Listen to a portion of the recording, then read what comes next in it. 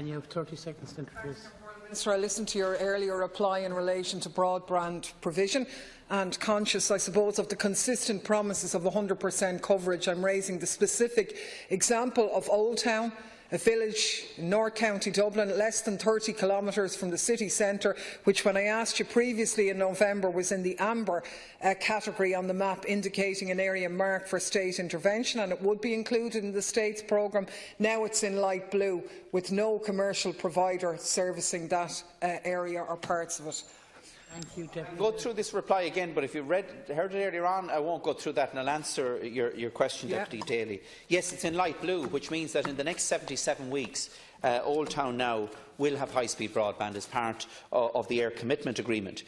So some good news for North County Dublin, that they now are no longer in the intervention area, that they will be part of the 300,000 that are going to get high-speed broadband, and it would encourage people in the Old Town area to make direct contact with Air now to find out what the timetable for the rollout over the next 77 weeks, because I don't know off the top of my head when in that 77 weeks that the fibre is coming to Old Town, but it does address that problem in that community, and that's just one of the examples where this Air Commitment Agreement is working. We're actually delivering now fibre to the door of 300 farms every single week, and will continue that for the next 77 weeks. And I'm determined, once that is completed, to drive forward with the programme for the remaining 542,000 premises across rural Ireland, to ensure that every single premises has access to high-speed broadband.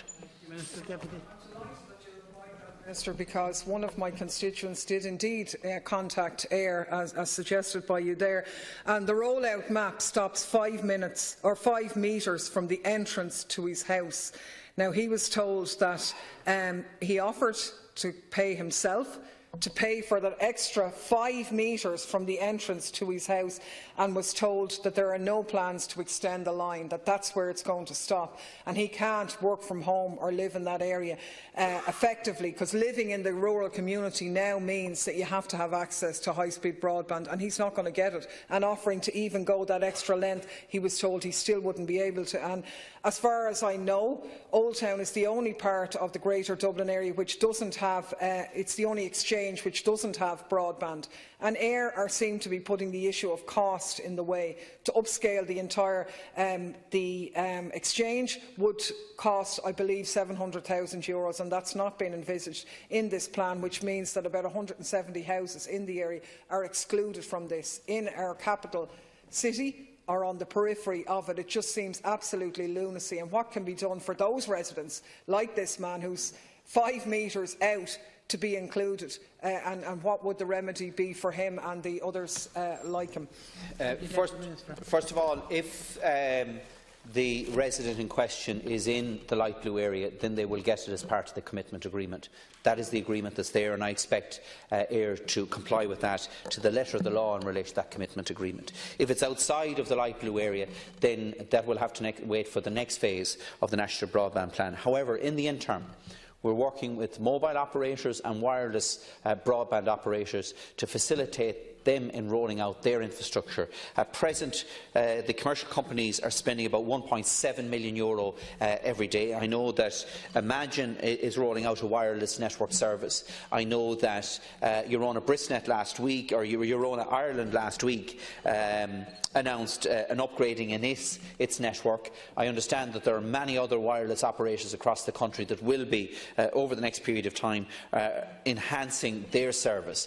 On top of that, we've released the 3.6 gigahertz spectrum, which will improve the data capacity of the mobile operators and allow for the expansion of wireless operators. So there are opportunities there, and in fact I was also talking to recently a satellite operator that's looking to come into the country with very high speeds, well in excess of what would have been traditionally envisaged in relation to satellite services. So they are available, but if that individual is in the light blue area, and if they put in their air code and it's the case that the company is telling them now that it will not provide the service to them, then I'd appreciate if you could come back to me on that. Thank you, Minister. Deputy.